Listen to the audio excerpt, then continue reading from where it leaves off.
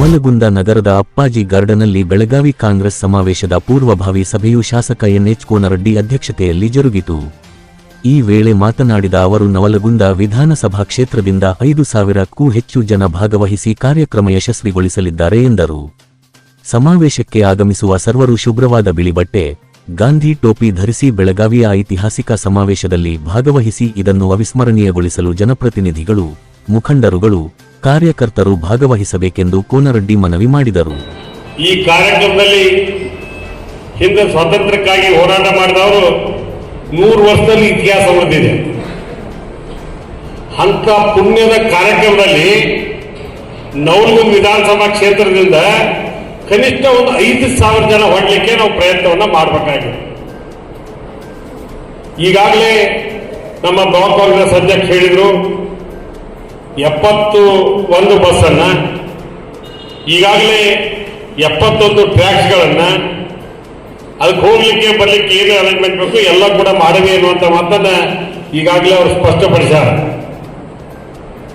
ನಾನು ತಮ್ಮ ಹತ್ರ ವಿನಂತಿ, ಬಾಜಲಲ್ಲಿ ಕಾರ್ಯಕ್ರಮಕ್ಕೆ ಕರಿತೀನಿ, ನೀವು ಬಂದೇ ಬರ್ತೀರಿ. ಆದ್ರೆ ಈ ಕಾರ್ಯಕ್ರಮ ಮಾತ್ರ ಬಹಳ ಮಹತ್ವದ ಕಾರ್ಯಕ್ರಮ. ನಿನ್ನೆ ಎಐಸಿಸಿ ಪ್ರಧಾನ ಕಾರ್ಯದರ್ಶಿಗಳು, ನಮ್ಮ ಕರ್ನಾಟಕ ರಾಜ್ಯದ ಉಸ್ತುವಾರಿಯಾದಂಥ ಸನ್ಮಾನ್ಯ ರಣಜಿತ್ ಸಿಂಗ್ ಸುರ್ಜೇವಾಲಾ ಅವರು, ನಮ್ಮ ಕೆಪಿಸಿಸಿ ಅಧ್ಯಕ್ಷ ಅಂತ ಸನ್ಮಾನ್ಯ ಡಿ.ಕೆ. ಶಿವಕುಮಾರ್ ಸಾಹೇಬ್, ಅದೇ ರೀತಿಯಾಗಿ ನಮ್ಮ ಜಿಲ್ಲಾ ಉಸ್ತುವಾರಿ ಸಚಿವರಂತ ಸಂತೋಷ್ ಲಾಡ್ ಅವರು, ಈ ಗಾಂಧಿ ಭಾರತ ಕಾರ್ಯಕ್ರಮದ ಅಧ್ಯಕ್ಷರಾದಂತಹ ಸನ್ಮಾನ್ಯ ಎಚ್.ಕೆ. ಪಾಟೀಲ್ ಸರ್ ಬಹಳ ಸವಿಸ್ತರವಾಗಿ ಈ ಕಾರ್ಯಕ್ರಮದ ಬಗ್ಗೆ ನೀವು ಕಂಪಲ್ಸರಿಯಾಗಿ ಬರಬೇಕು ಅಂತ ಎಲ್ಲ ಜಿಲ್ಲಾ ಉಸ್ತುವಾರಿ ಸಚಿವರು, ಎಲ್ಲಾ ಶಾಸಕರು, ಹಿಂದೆ ಲೋಕಸಭೆಗೆ ಸ್ಪರ್ಧಿಸಿದಂತವರು, ವಿಧಾನಸಭೆಗೆ ಸ್ಪರ್ಧಿಸಿದಂತವ್ರು ಎಲ್ಲರೂ ಸಭೆ ಕರೆದಿದ್ರು. ಮಧ್ಯಾಹ್ನ ನಂತರ ಬ್ಲಾಕ್ ಕಾಂಗ್ರೆಸ್ ಮತ್ತೆ ಎಲ್ಲರೂ ಕೂಡ ಕರೆದಿದ್ರು.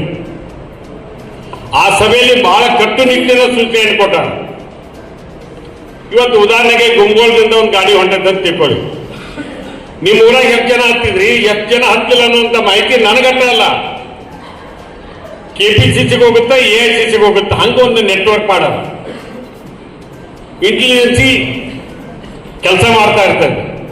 ಅದಕ್ಕೆ ನಮ್ಮ ವಿಧಾನಸಭಾ ಕ್ಷೇತ್ರದ ಇಂಟೆಲಿಜೆನ್ಸಿ ಇರ್ಲಿ ಬಿಡ್ಲಿ, ನಾವು 100% ಹೊರತೇವೆ ಅಂತ ವಿಶ್ವಾಸ ನನಗೆ 100ಕ್ಕೆ 100 ಇದೆ. ಇದು ಯಾಕೆ ಮಾತನ್ನು ಹೇಳ್ತಂದ್ರೆ, ನಾಳೆ ಏನು ಸಂದೇಶ ಹೋಗಬೇಕಾಗಿದೆ?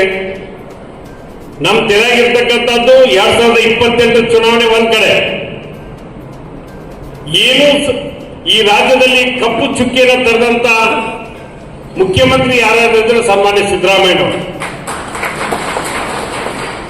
ಅವ್ರಿಗೆ ಬಿಜೆಪಿಯವರು ಕೆಲವು ಹಗರಣಗಳನ್ನ ವಿಚಾರ ಮಾಡಿ ಅವರಿಗೆ ಒಂದು ಕಪ್ಪು ಚುಕ್ಕಿಯನ್ನು ತರಬೇಕು ಅಂತ ಹೇಳಿ ಪ್ರಯತ್ನ ಏನು ಮಾಡಬೇಕಲ್ಲ, ಆ ಪ್ರಯತ್ನಕ್ಕೆ ಆ ಜನಸಾಗರ ಕುರಿತು ಒಂದು ಸಂದೇಶ ಕೊಡಬೇಕು. ಸಿದ್ದರಾಮಯ್ಯ ಸಾಹೇಬರಿಂದ ಇಷ್ಟು ಜನ ಅದಾರ ಅಂತ ಹೇಳಿ ನಮಗೆ ಕೆಪಿಸಿಸಿ ಅಧ್ಯಕ್ಷರು ಸನ್ಮಾನ್ಯ ಡಿ.ಕೆ. ಶಿವಕುಮಾರ್ ಸಾಹೇಬರು, ನಮ್ಮ ಮುಖ್ಯಮಂತ್ರಿ ಸನ್ಮಾನ್ಯ ಸಿದ್ದರಾಮಯ್ಯ ಅವರು 2 ಜೋಡಿ ಇರ್ತಂತಾಗ ಇವತ್ತು ಇಡೀ ರಾಜ್ಯದಲ್ಲಿ ಅವ್ರ ಸಂಘಟನೆ, ಇವರ ಜನಪ್ರಿಯತೆ, ಇವತ್ತು ನಾವು ಅಧಿಕಾರಕ್ಕೆ ಬಂದೀವಿ. 138 ಜನ ಶಾಸಕರಿಗೆ ಗೆದ್ದೇವೆ. ನಾನು ನಿನ್ನೆ ಬಹಳ ಸ್ಪಷ್ಟವಾಗಿ ನಮ್ಗೆಲ್ಲರಿಗೂ ನಿರ್ದೇಶನ ಕೊಟ್ಟಾಗ ಬಹಳ ಸೀರಿಯಸ್ ಆಗಿ ಜನರನ್ನು ಹೊಂದಿಸ್ಬೇಕನ್ನುವಂತ ತೀರ್ಮಾನ ಮಾಡಿ, ನಾವು ಬರ್ತಕ್ಕಂಥ ನಮ್ಮ ಕ್ಷೇತ್ರದಿಂದ ಬರ್ತಕ್ಕಂಥವ್ರಿಗೆ ಬೇರೆದವ್ರು ಕೂಡ ನಮ್ಮ ಧಾರವಾಡ ಹೈಕೋರ್ಟ್ನಲ್ಲಿ ಎದುರಿಗೆ ಇರ್ತಕ್ಕಂಥ ನಮ್ಮ ಜಮೀನಲ್ಲಿ, ನಮ್ಮ ಹೊಲದಲ್ಲಿ ಎಲ್ಲರಿಗೂ ಟಿಫಿನ್ ವ್ಯವಸ್ಥೆ ಮಾಡಿರ್ತೇವೆ. ಬೆಳಿಗ್ಗೆ ಟಿಫಿನ್ ಮಾಡ್ಕೊಂಡು ನೀವು ಹೊಂಟ್ಬಿಡ್ರಿ ಅಂತ ಅಲ್ಲಿ ಮುಂದೆ. ನೀವು 3 ಬಿಡೋದ 10 ಗಂಟೆ ಮಾಡಕ್ ಹೋಗ್ಬೇಡ್ರಿ, 8 ಗಂಟೆಗೆ ಕಂಪಲ್ಸರಿ ಬಿಟ್ಬಿಡ್ರಿ. ಬಿಟ್ಟು ನೀವು ಅಲ್ಲಿ ಬಂದು ಟಿಫಿನ್ ಮಾಡ್ಕೊಂಡು ಹೊಂಟ್ಬಿಟ್ರೆ ಅಂದ್ರೆ ನೀವು 9:30 10ಕ್ಕೆ ಅಲ್ಲಿ ಬರ್ತೀರಿ. ಎಲ್ಲಿ ಬೆಳಗಾವಿ